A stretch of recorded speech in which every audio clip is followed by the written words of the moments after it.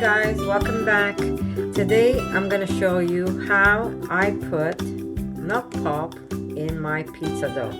Someone commented on my video yesterday, my videos are too long. Also, they also mentioned why I don't put my recipe on the side. Well, I don't put my recipe on the side because I am showing you how I cook without a recipe. Basically, I will tell you what I put in and show you approximately what I would put in, but it's just a technique on how I do it. So you could use smaller amounts, use larger amounts, and if you use that technique, it always seems to work out. I apologize if you're not happy on what I'm doing these days, but it's just me showing you how I do things.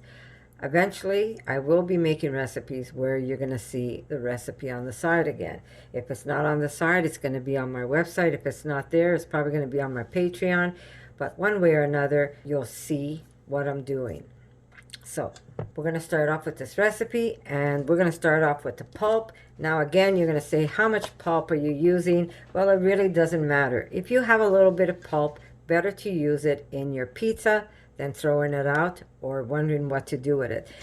Really, how much pulp you use, it doesn't matter. It's just you consuming food without having to throw it out. So in goes my pulp. Now my hands are washed, and the first thing I'm going to do is just break it up into the flour. Now the pulp that I'm using is walnut, almond, and oats. I have a few recipes on how I make my milk, and I also have a few recipes where I incorporate my pulp into either scones or flatbreads, but you could also put it in your pizza dough. First time I made this, my family went nuts for the crust. They couldn't believe how good it was, and when I told them I was putting the milk pulp in it, they were very surprised how good it was, and that you didn't even taste the milk pulp inside the pizza crust. So now again, there's no recipe, only for the reason that maybe I make bigger batches of milk, or maybe I make less.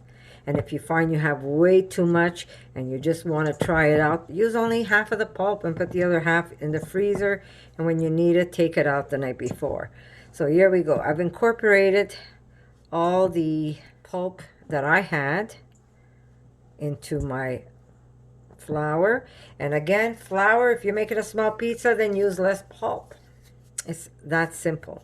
If you're making 2-3 pizzas, then use the full amount pulp you have, or use as much or as little as you want. I could have put a tablespoon of pulp in here and I'm still consuming food rather than throwing it out. The idea is to have zero waste, and that's what counts. Okay, so now I am going to use my yeast. This is instant dry yeast, and I'm going to put a whole package of this. So now I am going to add some salt to this. This is how I make my pizza dough. But, you know, half the time it's not even the same way. So I have some salt. I'm going to put it in. I am going to put olive oil. Well, let me mix this first before I put anything wet. So here we go, salt, and my yeast is inside the flour. There we go. Now I'm going to add oil, and I just put a little bit. It just helps make my dough easier to work with. And I'm going to use a little bit of maple for sweetness. A little bit of maple. Now I have bread proofing on my oven, so I'm going to start that and make my life easy, because this way I could proof my bread. There we go. I could proof my bread in the oven where it's nice and warm, and it's just going to help speed everything up for me. But otherwise, you could proof it on the counter. If you're making pizza dough and you want to let it rise, punch it down, let it rise again, because the more you punch it down and let it rise, the better your pizza dough is going to be. But if you're not in a hurry, let it rise, stretch it out. If it's good for you, it's good for me. That's my saying. But I am going to put it in the oven because it's already around noonish and we want to have this ready for tonight, and we are using yeast. Okay, so now to this I'm going to start adding water a little at a time. Okay, and okay, let me the dog wants to come in. Hold on. Oh, Chi-Chi, come on inside. Okay, so now I'm going to start adding warm water because I do have yeast in it. So I'm going to use a little at a time. And you know when you need more, just by looking at how much flour you have that's not being pulled up by that liquid. Okay, now if you're using walnut in your milk, you're going to probably see your dough might change color a little. Sometimes it looks kind of pinkish, but that's not the end of the world. Sometimes that happens to me, especially if I'm using sourdough. I'm not using sourdough whatsoever in this recipe.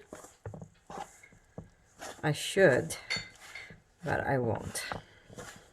I have lots of sourdough. Now, you're saying, how do you know when to put more water? I could pick this up and I still feel like it's not really sticking in my hand, and I have a lot of flour still. So I'm going to keep using a little at a time water. And remember, you really can't make a mistake, because especially when you're making breads and flatbreads, because if you do add too much liquid, just add the flour to compensate, guys. Now, probably a little more. And also by using the pulp of your milk, it makes your dough nice and soft. Your pizza's gonna have a nice, soft bite to it, but if you make it nice and crunchy, it's gonna work great. Okay.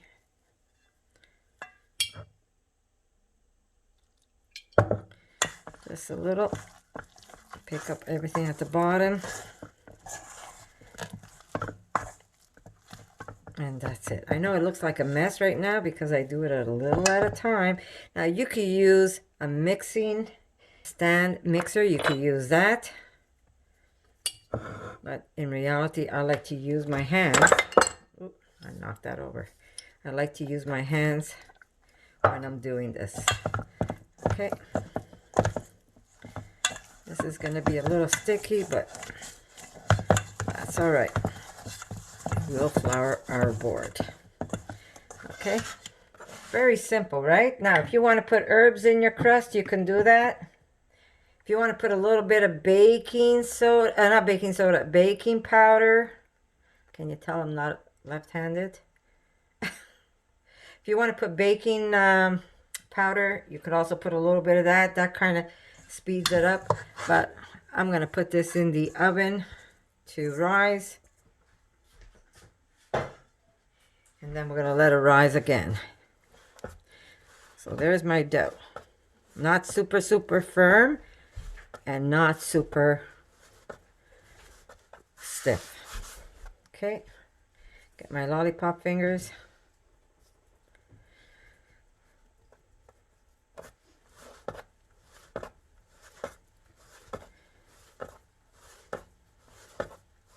So knead it. It doesn't have to be so kneaded in the beginning because you're going to let it kind of sit for a few minutes on the counter.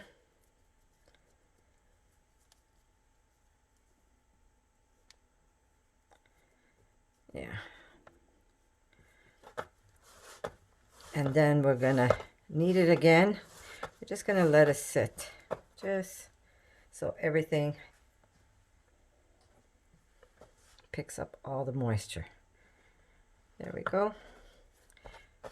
Let it sit for about 15-20 minutes. Then I'm going to come back, give it a fast knead, and then I'm going to put it to rise. This is my mother's old cloth. It's been around. You know what? I find that the materials they used back then is so much sturdier. This could have been a flour bag, and my mother had a hem put around it. I'm sure this was a flour bag, but look at it. It still survives. Not the prettiest because you might see a couple of yellow stains on it, but still living, and that makes me happy. My mother's been gone since I was in my 20s, and I'm a lot older than some of you think.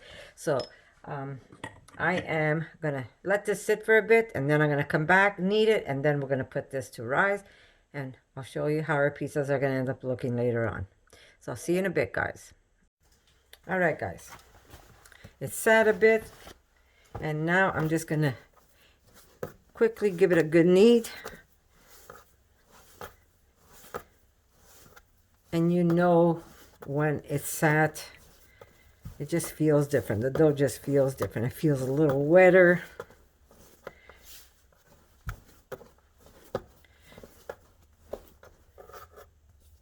There we go.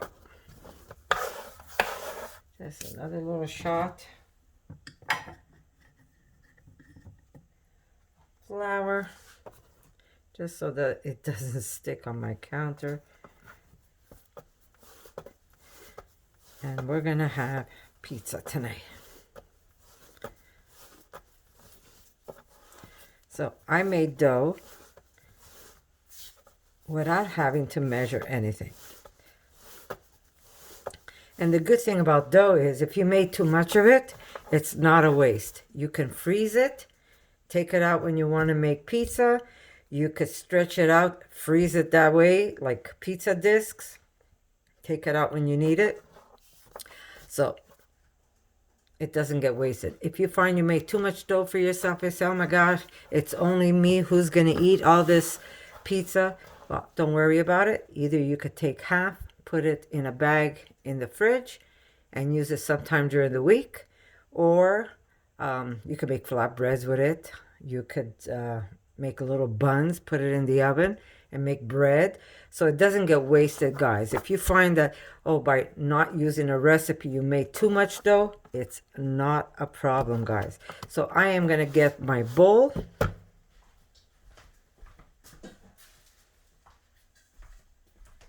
I forgot to press start like a dodo bird. Okay, start. Easy. Start. Okay, here we go. I am just going to squirt a little bit of oil in here.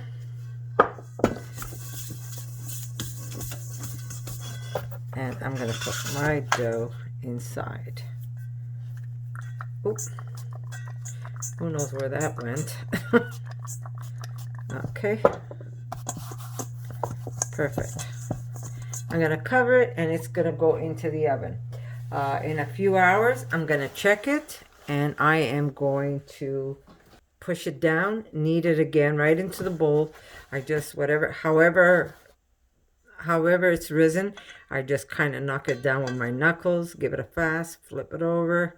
A fast knead, flip it over, cover it again, and put it back in the oven until you're ready to make pizza dough. Like I said, in a couple of hours, I'm like around 11:30 right now in the morning, almost noon. So I am going to let it go in for a couple of hours. Maybe at 1 o'clock, I'm going to push it down, put it back in, and around 4 o'clock, because my family likes to eat early, around 4 o'clock, I am going to start stretching out my dough, cut all my vegetables, or do my vegetables and then stretch out my dough, and we're good to go. So very easy, right, guys? Okay, so I'm going to see you back when, not the first punch down, I'm going to see you when I'm ready to stretch out the dough.